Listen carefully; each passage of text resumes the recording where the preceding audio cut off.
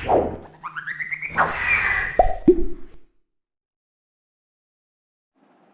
Students, कैसे हैं आप सभी। मैं अजय वत्स स्वागत करता हूं आप सभी का आपके अपने यूट्यूब चैनल फिजिक्स फाउंटेन में। और आज की जो हमारी क्लास है, आज का जो हमारा लेक्चर है, नाइन्थ फिजिक्स का नाइन्थ ही लेक्चर रहने वाला है। आज से पहले के जितने भी लेक्चर्स हमने कवर किए हैं, पढ़े हैं, उन सभी लेक्चर्स के अंदर टोटल 8 लेक्चर आए हैं।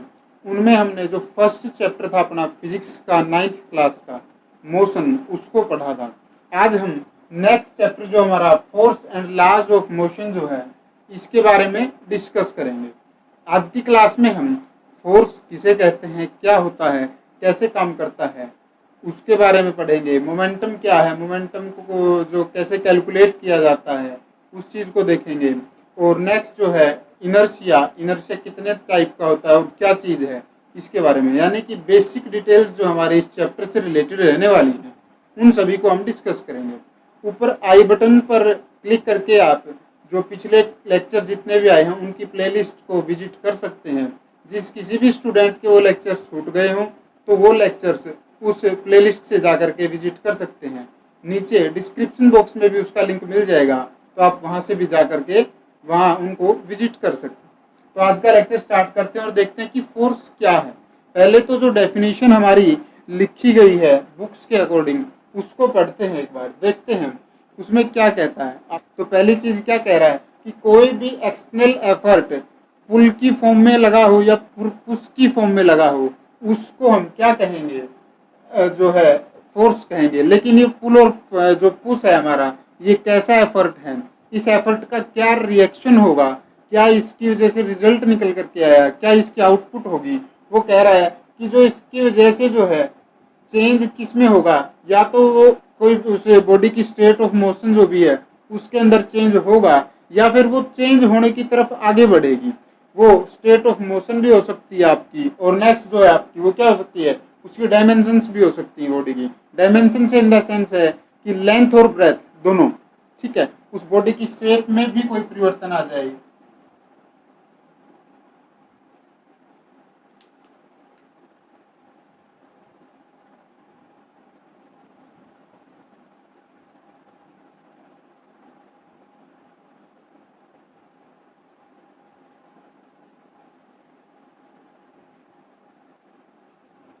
ठीक है, डायमेंशन का मतलब क्या है अपना, लेंथ और ब्रेथ में कोई चेंज आ जाए, या फिर कहें तो सिंपल वर्ड्स के अंदर कि उसकी कोई शेप जो थी बॉडी की वो चेंज हो गई।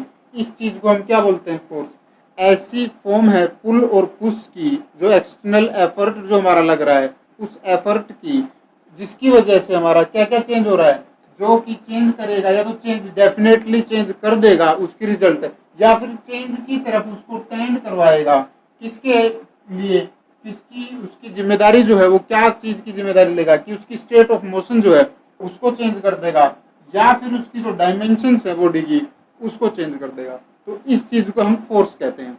इजी एग्जांपल्स और कोई भी लेते हैं हम। मान लीजिए हमारी बॉडी, मैं यहाँ खड़ा हूँ, तो हमारी बॉडी जो है वो नीचे जो हमारी अर्थ है उसके ऊपर कोई फोर्स एग्जर्ट कर रही है, ठीक है, कोई उसके ऊपर फोर्स एग्जर्ट हो रहा है, लेकिन उतना ही फोर्स वो हमारी जो नीचे सरफेस है वो भी हमारे ऊपर लगा रही है। तो ये क्या है, एक तरह का ये एक्सटर्नल एफर्ट लग रहा है हमारी तरफ से।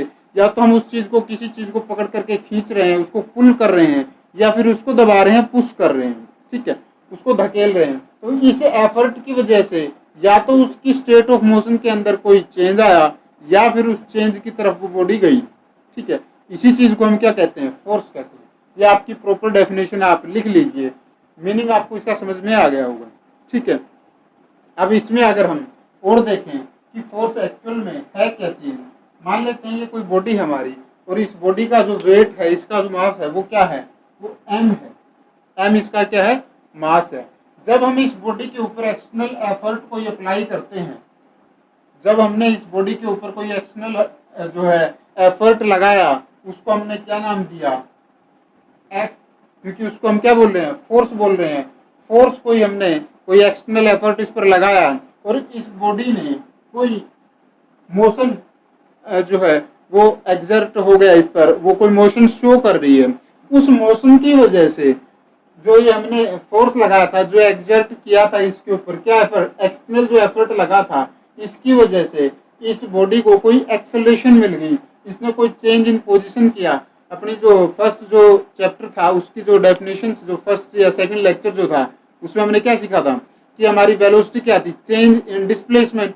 जब ये इस प्लेस से कहीं और चली जाएगी तो वो क्या होगा, हमारा उसकी वेलोसिटी हो जाएगी किसी टाइम टी के दौरान। लेकिन जब वो वेलोसिटी भी चेंज हो रही है, वो वेलोसिटी स्टार्टिंग में यहाँ कुछ थी, लेकिन हमारा एक्सटर्नल जो फोर्स था, हमारा जो एक्सटर्नल एफर्ट लगा, उसकी वजह से बॉडी बहुत जल्दी जल्दी, इसकी जो स्टार्टिंग में जो स्पीड थी, स्टार्टिंग में जो वेलोसिटी थी वो कम थी, बाद में आगे ऐसा हुआ टाइम के साथ कि हमारा जो एक्सटर्नल एफर्ट लगा था उसकी वजह से ये और तेजी से चलना स्टार्ट कर दे, तो उसकी वजह से हमारा जो चेंज इन वेलोसिटी आएगा उसको हम कैसे लिखते थे, उसको हम एक्सेलरेशन से डिनोट करते थे। तो यानी जब किसी एक्सटर्नल एफर्ट की वजह से कोई मास एम या कोई बॉडी जिसका मास एम है वो किसी एक्सेलरेशन से मूव करना स्टार्ट कर दे, या फिर उसमें उसकी जो स्टेट ऑफ मोशन है उसमें कोई चेंज आया या वो चेंज की तरफ टेंड कर रही है, उस चीज को हम क्या कहेंगे, वो हमारा एक्सटर्नल जो एफर्ट हमने लगाया था वो किसके इक्वल हो जाएगा, इस बॉडी के मास गुणा इसकी एक्सेलरेशन के, इन दो चीजों के मास और एक्सेलरेशन के प्रोडक्ट के इक्वल हमारा एफर्ट जब होगा तब हमारी बॉडी क्या करेगी, मोशन शो करेगी। ठीक है, तो फोर्स क्या है हमारा, अगर सिंपल वर्ड्स में आप देखें तो मास गुना एक्सेलरेशन जो है वो हमारा फोर्स है। प्रॉपर डेफिनेशन आप देखना चाहते हैं, लिखना चाहेंगे तो वो ये हमारी दोनों चीजें जरूरी हैं। ये फॉर्मूला है हमारा फोर्स का, बेसिक फॉर्मूला, और ये हमारी क्या है, बेसिक डेफिनेशन है। ठीक है, समझ में आ गया होगा। जब हम कोई एक्सटर्नल फोर्स या एक्सटर्नल एफर्ट जो है उसको हम एफ मान लेते हैं, ठीक है, उसको आप भूल जाओ कि कोई फोर्स यहाँ पर लग रहा है या फोर्स कोई टर्म है, हमने कोई एक्सटर्नल एफर्ट लगाया, उसको हमने नाम दे दिया एफ का।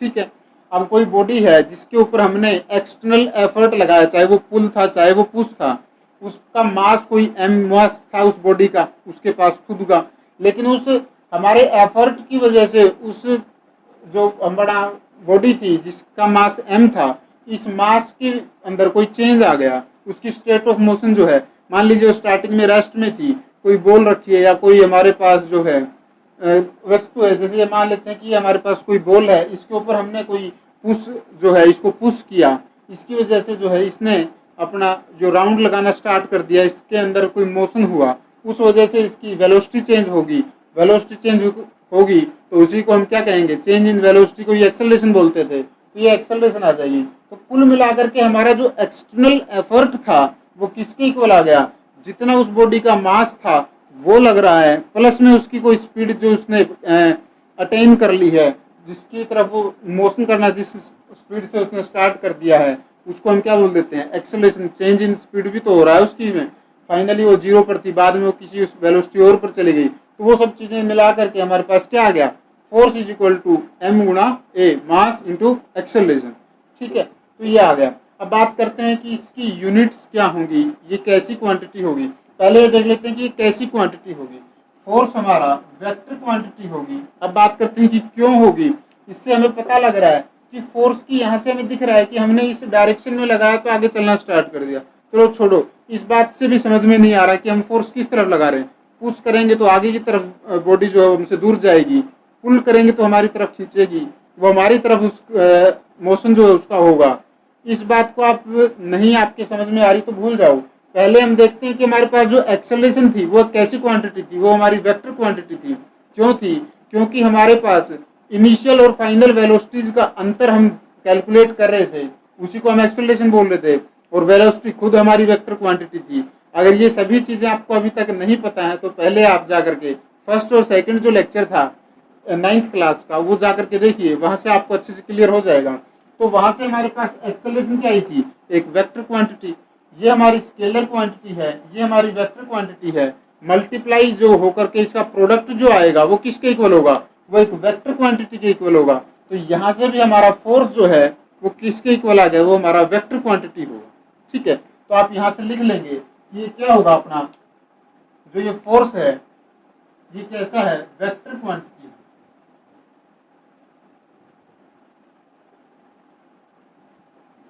ठीक है, ये आपका वेक्टर क्वांटिटी आ गया। अब बात करते हैं कि इस फोर्स की जो है अपनी यूनिट्स क्या होंगी, एसआई यूनिट क्या होगी और सीजीएस यूनिट्स क्या होंगी।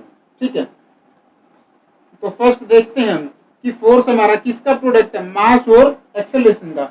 एक्सेलरेशन और मास की जो हम यूनिट्स को लिखते हैं तो क्या थी हमारे पास, मास की क्या थी किलोग्राम केजी, और एक्सेलरेशन की बात करें तो एक्सेलरेशन क्या था हमारा मीटर पर सेकंड स्क्वायर। जब आप इन दोनों को मल्टीप्लाई करके लिखेंगे क्योंकि इनका प्रोडक्ट ही क्या है हमारा फोर्स के इक्वल, तो ये हमारा क्या आ गया केजी मीटर पर सेकंड स्क्वायर। तो इसको भी आपको याद करने की जरूरत नहीं है, आप यहाँ से इस फॉर्मूले से डायरेक्टली लिख सकते हैं। अब नेक्स्ट जो चीज हम देखते हैं इसके बारे में वो क्या है कि हम एसआई सिस्टम के अंदर इतनी बड़ी यूनिट को ना लिखने के बजाय एक शॉर्ट लिखते हैं, वो क्या है न्यूटन, जिसकी रिप्रेजेंटेशन हम, जिसका सिंबल हम यूज करते हैं वो है हमारा एन। कैपिटल एन से हम न्यूटन को जो है रिप्रेजेंट करते हैं। तो ये हमारा क्या हो गई, ये इसकी यूनिट हो गई। आपको आगे ये लिखा मिल जाए या फिर न्यूटन एन जो है आपका ये लिखा मिल जाए, इसका मतलब ये है कि वो जो क्वांटिटी है जो हमें दी गई है वो क्या है, एक फोर्स है, वो फोर्स की क्वांटिटी दी गई है न्यूमेरिकल टर्म्स के अंदर, या फिर जो उसकी फिक्स्ड वैल्यू जो है मेजरमेंट के अंदर जो है वो दी गई है। उसके पीछे जो आपकी यूनिट जो लगी होगी वो एन, कैपिटल एन न्यूटन होगा या फिर केजी मीटर पर सेकंड स्क्वायर होगा। ठीक है, तो ये चीजें थी इसके बारे में। नेक्स्ट अगर हम इसमें देखें कि इस यूनिट को अगर हम, ये एसआई सिस्टम में थी हमारा, अगर हम इस यूनिट को ग्राम मीटर की जगह सेंटीमीटर और सेकंड जो है एज इट इज रहता है उस टर्म में लिखेंगे तो हमारे पास क्या आएगा। ठीक है, इस सिस्टम को हम क्या बोलते हैं सीजीएस सिस्टम, और इस सीजीएस सिस्टम के अंदर जो है हमारी जो यूनिट है उसको हम किससे रिप्रेजेंट करते हैं, डायन से। ठीक है, D Y I N E, इसको हम स्मॉल लेटर में या कैपिटल लेटर में, जो डी है आपका उसको केवल कैपिटल में कई जगह देखने को मिल जाएगा, बाकी जनरली हम कैसे लिखते हैं इसको स्मॉल लेटर में डी वाई एन ई। ये डायन नहीं है, ये डाइन है, डी वाई एन ई। ये फोर्स की यूनिट आपकी सीजीएस सिस्टम की। ठीक है, तो ये दोनों आपकी यूनिट हो गई। अब नेक्स्ट अगर हम इसकी बात करें कि अगर हम इसको इसमें डायरेक्ट चेंज करें, मान लीजिए यहाँ पर हमने चेंज किया क्या कि किलोग्राम को ग्राम में चेंज करते हैं तो पता है कि 1000 ग्राम के इक्वल हमारा 1 किलोग्राम होता है।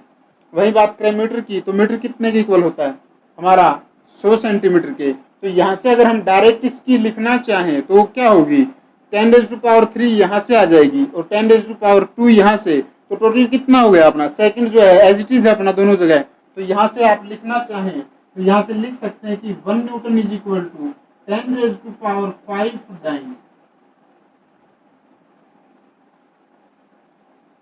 ठीक है, ये आपका क्या आ जाएगा, 1 न्यूटन की वैल्यू डाइन्स की टर्म में अगर आप देखते हैं वो कितना होगा 10⁵ डाइन।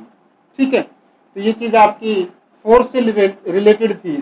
फर्स्ट जो थी आपने डेफिनेशन देख ली वो लिख ली होगी, और जो नेक्स्ट था हमारा ये एग्जांपल दिया था हमने, और इससे हमारा जो ये इक्वेशन थी हमारी ये क्या आ गई थी, ये आ गई थी। यहाँ पर मैं लिख देता हूँ ये मास एम के हमारा मास है और ये हमारी क्या है एक्सेलरेशन। ठीक है, ये दो चीजें हैं, इन दोनों का जो है प्रोडक्ट हमारा किसके इक्वल आया था, हमारे इस एफ के इक्वल। एफ हम मान लेते हैं हमारा क्या है फोर्स है। ठीक है, अच्छा और एक चीज, इस फोर्स को हम किस चीज से डिनोट करते हैं, इसका सिंबल क्या यूज करते हैं, इसका सिंबल हम एफ यूज करते हैं हर जगह। और एफ कैसा है वेक्टर क्वांटिटी, तो एफ के ऊपर वेक्टर भी आपका लगेगा। जहां पर वेक्टर और स्केलर जो दो तरह की हम क्वांटिटीज को पढ़ेंगे तो वहां वेक्टर लगाएंगे, अन्यथा आप जो है जनरली हम इसको डायरेक्ट केवल एफ से डिनोट करते हैं। ठीक है, तो ये आपका फोर्स हो गया। नेक्स्ट हमारा क्या है मोमेंटम, एक बार आप इसको नोट कर लो फिर नेक्स्ट चलते हैं और उसको देखते हैं।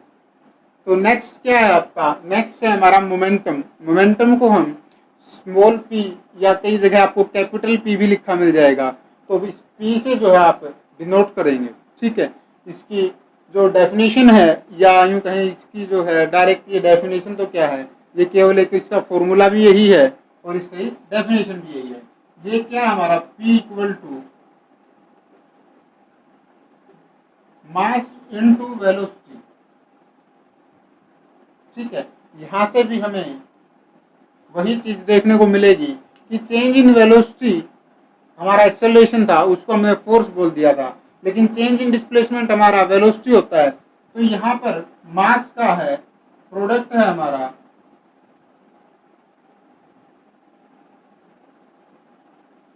वेलोसिटी के साथ जब मास का प्रोडक्ट करेंगे तो हमारे पास क्या निकल करके आएगा, मोमेंटम।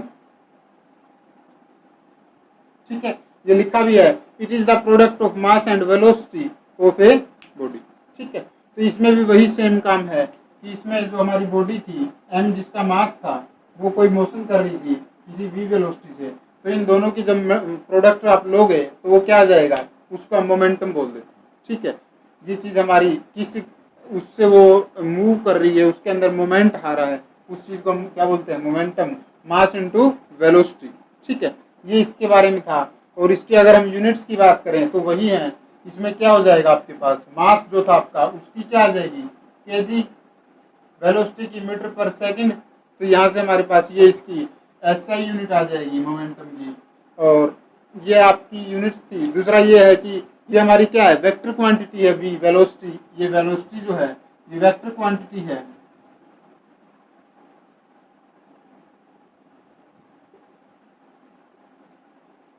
ठीक है, इस वेक्टर इसकी ये वेक्टर क्वांटिटी होने की वजह से हमारा जो ये मोमेंटम है ये भी क्या हो जाएगा, वेक्टर क्वांटिटी हो जाएगा।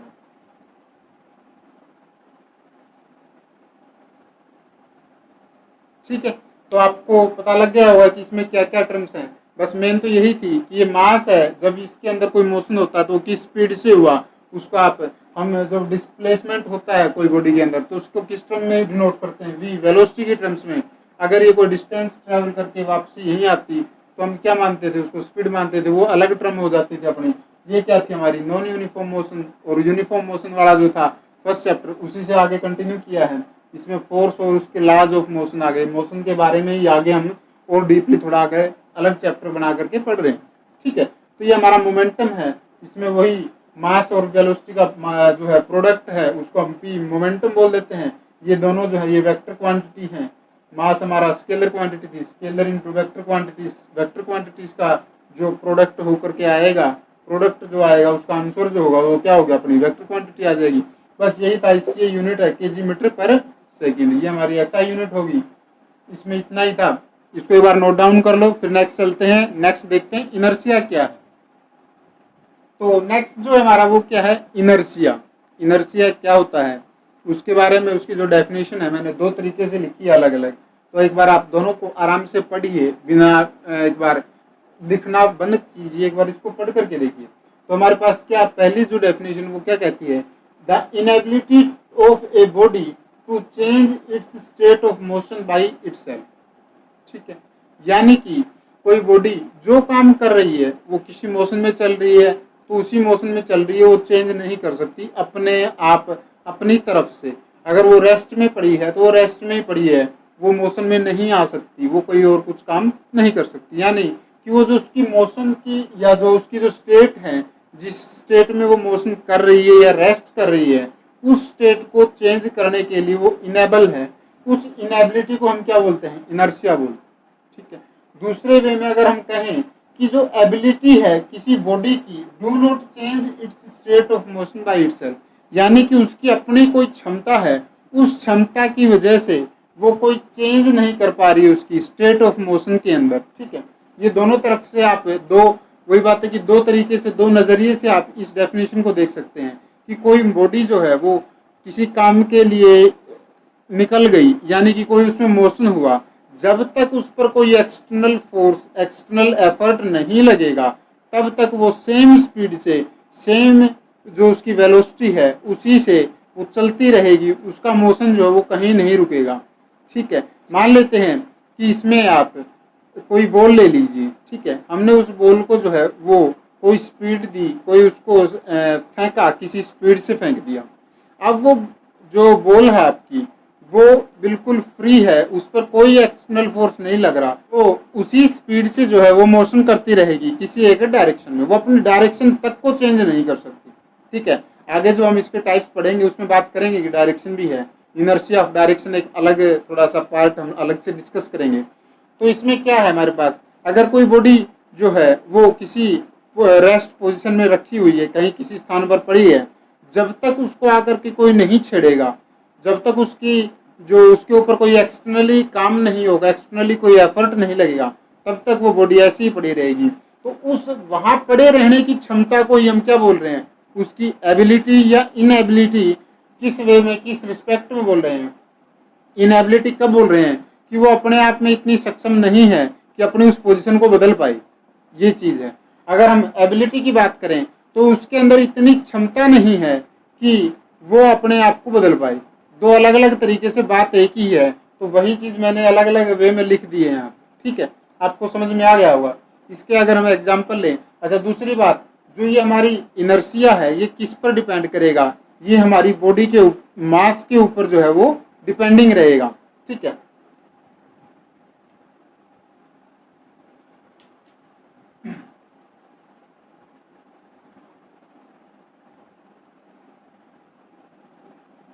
on the mass of the body। ठीक है, ये किसी बॉडी के मास के ऊपर जो है वो डिपेंड करेगी। इसका एग्जांपल लेते हैं। मान लीजिए कोई 2 kg की कोई मास की जो है कोई बॉल या कोई बॉडी रखी हुई, ठीक है, वहीं यहाँ पर कोई 10 किलो वेट की, इसका जो मास है वो 10 kg है, वो रखी हुई है। अब देखते हैं, हमें ये जो बॉडी है 2 किलो की, इसको मूव कराने के लिए जो एक्सटर्नल एफर्ट लगाना होगा वो कम लगाना होगा, या जो 10 किलो मास की जो बॉडी है इसको मोशन कराने के लिए, इसकी जो स्टेट ऑफ मोशन है उसको चेंज करने के लिए हमें जो एक्सटर्नल एफर्ट लगाना होगा वो ज़्यादा होगा।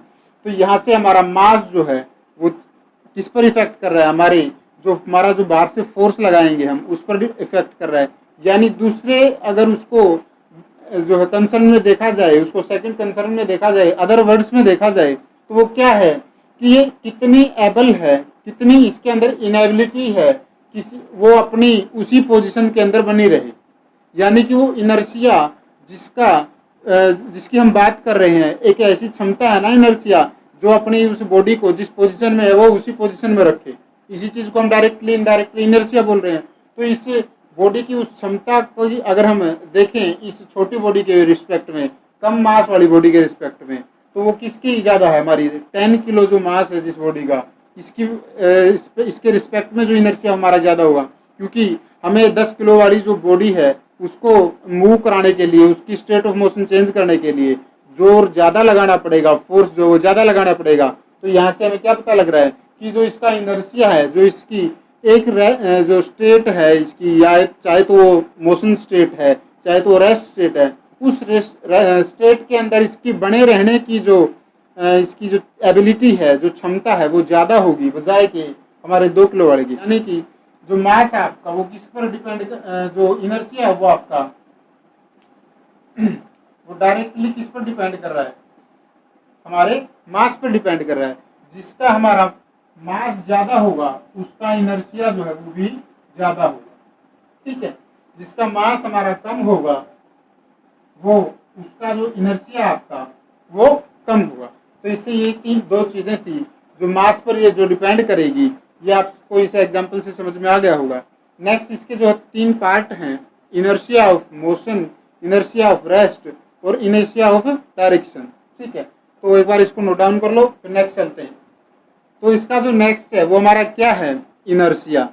इनर्शिया के अंदर जो है नेक्स्ट था हमारा inertia of rest, inertia of motion और इनर्शिया ऑफ डायरेक्शन।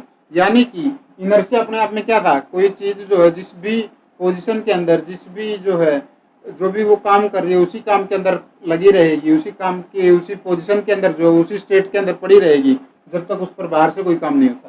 फर्स्ट हमारा इनर्शिया ऑफ रेस्ट, यानी कि कोई बॉडी हमारी रेस्ट में है और वो रेस्ट में ही रहे जब तक उस पर कोई एक्सटर्नल फोर्स ना लगे। इसका पहला जो इसका इनर्शिया ऑफ रेस्ट का एग्जांपल हम अगर लें तो हमारे पास क्या है, मान लीजिए अभी जैसे बारिश का टाइम है, बारिश होती है तो जो अपने पेड़ होता है, छोटा पेड़ मान लीजिए जिसको आप इजीली हिला सकें, ऐसा पेड़, तो उसके पत्तों के ऊपर पानी पड़ा रहेगा।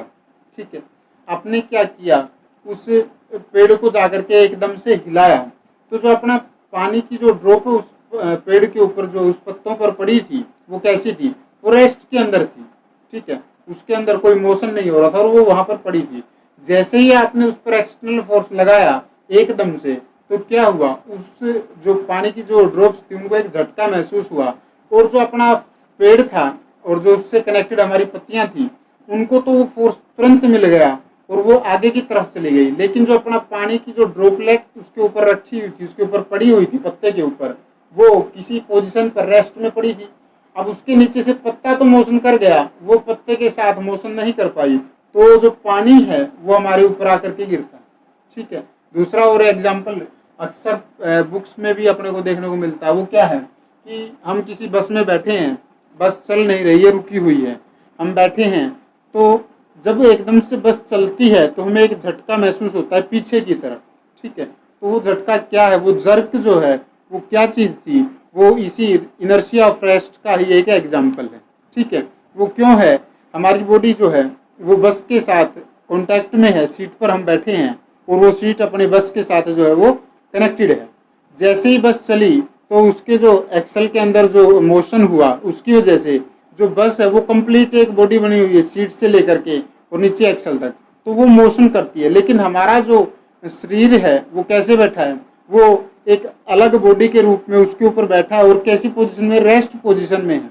जैसे ही बस चलना स्टार्ट करती है, हमारा जो नीचे का हिस्सा जो उससे कनेक्ट है सीट से, वो तो मोशन में चला जाता है, हमारा जो ऊपर का हिस्सा रहता है वो रेस्ट में रहता है। तो वो उसके एक साथ जो है कॉन्टैक्ट में आने की वजह से जो फोर्स जो उस पर लग रहा है, नीचे वाला हिस्सा आगे चला जाता है, हमें महसूस होता है, और जो ऊपर वाला हिस्सा वो पीछे रह गया, ऐसा हमें लगता है। एक्चुअल में हम क्या सोचते हैं कि हमें इसने एकदम से बस ऐसी इस स्पीड से, इस फोर्स से आगे बढ़ी कि हमें झटका जो है वो पीछे की तरफ लगा, ना कि हम ये सोचते ही नहीं है कि हमारी बॉडी जो थी वो स्टार्टिंग में पीछे जो जहाँ हम गए, जहाँ हमें लगता है कि हम झटका लगने की वजह से पीछे हुए, स्टार्टिंग में हमारी बॉडी वहीं थी लेकिन रेस्ट में थी। नीचे की बॉडी जो कॉन्टैक्ट में होने की वजह से मोशन में चली गई, ऊपर वाली बॉडी हमारी रेस्ट में रह गई, तो वो जो डिफरेंस आया उसकी वजह से हमें क्या लगा, वो झटका, वो जर्क जो वो महसूस हुआ। तो वही हमारा क्या था, इनर्शिया ऑफ रेस्ट का एग्जाम्पल था। उसी चीज को अगर हम दूसरे नजरिए से देखें, कोई जो स्पीड से कोई बस हमारी, कोई व्हीकल जो हमारा चल रहा है, सामने कुछ आता है या फिर वो बस रुकती है किसी कारण से, तो एकदम से अगर उसमें ब्रेक अप्लाई होते हैं तो हमें जो झटका या जो जर्क महसूस होता है वो आगे की तरफ होता है, क्योंकि हमारी जो बॉडी है वो कोई स्पीड से मोशन कर रही है, लगातार कंटिन्यूअसली उस स्पीड से चल रही है। ये जो है इस स्पीड से चल रही है, इसी डायरेक्शन में हम बैठे हुए हैं मुंह करके, तो हमारे पास जो हमारी जो बॉडी है वो भी इस बस के साथ या इस व्हीकल के साथ जो है वो मोशन कर रही। जैसे ये बस जो है ये अपना मोशन रोक देती है, हमारी बॉडी भावनाओं में बह जाती है और अपना मोशन करती रहती है। उसको जब तक पता लगता है तब तक हमें वो जो जर्क है वो महसूस हो चुका होता है। तो हमारा किसका एग्जाम्पल है, वो हमारा इनर्शिया ऑफ मोशन का जो है वो एग्जाम्पल है। तो यहाँ पर क्या लिखेंगे आप कि ये मोशन जब तक हो रहा है वो होता रहेगा जब तक उस पर एक्सटर्नल फोर्स ना लगे, तो इसको इनर्शिया ऑफ मोशन बोल देते हैं, ठीक है। आप आपके अकॉर्डिंग जो है इसको लिख लेना। बात ये थी कि जब तक किसी बॉडी के ऊपर कोई बॉडी रेस्ट में है, बाहर से कोई एक्सटर्नल फोर्स नहीं लगा, बाहर से कोई एक्सटर्नल एफर्ट नहीं लगा, तब तक वो बॉडी रेस्ट में रहेगी, उसको हम क्या कहेंगे, इनर्शिया ऑफ रेस्ट। ऐसे ही मोशन में क्या कहेंगे, जब तक कोई बॉडी जो है मोशन में किसी डायरेक्शन में मोशन कर रही है, कहीं पर भी मोशन हो रहा है उस बॉडी के अंदर, उसकी स्टेट ऑफ जो मोशन है वो चल रही है, उसकी पोजीशन जो रेगुलरली चेंज हो रही है, स्टेट जो है उसकी चेंज हो रही है, तो उसकी वजह से हमारा मोशन जो हो रहा है वो एक जगह से दूसरी जगह जा रही है, मोशन कर रही है। उस वजह से जब तक वो मोशन होता रहेगा, जब तक उस पर कोई एक्सटर्नल एफर्ट जो है, एक्सटर्नल फोर्स जो है, एक्सटर्नल कोई ब्रेक जो जब तक अप्लाई नहीं होगा, तो उस चीज़ को हम क्या कहेंगे, इनर्शिया ऑफ मोशन। नेक्स्ट जब हम बात करते हैं कि इनर्शिया ऑफ डायरेक्शन क्या है, मान लीजिए हमारी बॉडी जो है हमने कोई लात मारी, कोई बॉल रखी थी यहाँ पर, और इस बॉल को जो हमने लात मारी, और हमने किस जगह पर रख करके इस बॉल को लात मारी है, जो सरफेस है हमारी जहाँ पर ये रखी हुई है उस पर कोई भी फ्रिक्शन फोर्स जो आपका काम नहीं कर रहा है, ठीक है। ये केवल और केवल जो ये बॉडी थी, ये जो बॉल थी, ये कहाँ रखी है, ऐसी जगह रखी थी जहाँ फ्रिक्शन लेस थी और इस पर कोई एक्सटर्नल फोर्स जो आपका काम नहीं कर रहा। तो हमने इसको मान लीजिए एक फोर्स दिया और उस किसी स्पीड से इसने चलना स्टार्ट किया तो ये उसी स्पीड से उसी डायरेक्शन के अंदर जो है वो चलती रहेगी जब तक इसके ऊपर कोई एक्सटर्नल फोर्स ना लगे। मान लीजिए हमारा जो फ्रिक्शनल फोर्स जो काम करता है वो लगा तो उसकी वजह से हमारी कुछ देर बाद चलने के इसकी स्पीड स्लो हो जाएगी, तो इस वजह से हमारे पास जो है इसकी डायरेक्शन में भी चेंज देखने को मिलता है। किसी साइड में कम फ्रिक्शन लगा तो उस साइड जो है दूसरी साइड जिस साइड थोड़ा ज़्यादा लग रहा है उस साइड मूव कर जाएगी और ये जो है रोटेट कर देगी। लेकिन जब ये फ्रिक्शन लेस है, इस पर कोई भी एक्सटर्नल फोर्स नहीं लग रहा है, तब उस काम में क्या होगा, इसकी जो डायरेक्शन है वो सेम बनी रहेगी, उसके अंदर कोई चेंज नहीं आए, तो उस चीज को हम क्या कहेंगे, इनर्शिया ऑफ डायरेक्शन। ठीक है, तो ये आपके इनर्शिया के बारे में 3 छोटे छोटे जो टाइप हैं इसके काइंड थे वो पढ़े हमने। आज की क्लास में बस यहीं तक करेंगे। नेक्स्ट जो आपकी जो क्लास होगी उसमें हम देखेंगे कि न्यूटन्स के लॉ क्या हैं, उनके बारे में पढ़ेंगे। न्यूटन्स लॉ ऑफ मोशन जो थे, फर्स्ट लॉ, सेकंड लॉ और थर्ड लॉ, उन चीज़ों को पढ़ेंगे। और उम्मीद करता हूँ कि आपको ये लेक्चर अच्छा लगा होगा, अच्छे से समझ में आया होगा। तो प्लीज़ हमारे इस वीडियो को लाइक कीजिए और अपने दोस्तों के साथ शेयर कीजिए, और साथ ही आने वाले लेक्चर्स की नोटिफिकेशन आप तक जल्दी से जल्दी पहुँच सके, इसलिए आप हमारे यूट्यूब चैनल फिजिक्स फाउंटेन को सब्सक्राइब कर लीजिए। Thank you class, thank you students, मिलते हैं आपसे नेक्स्ट लेक्चर में। Thank you and take care.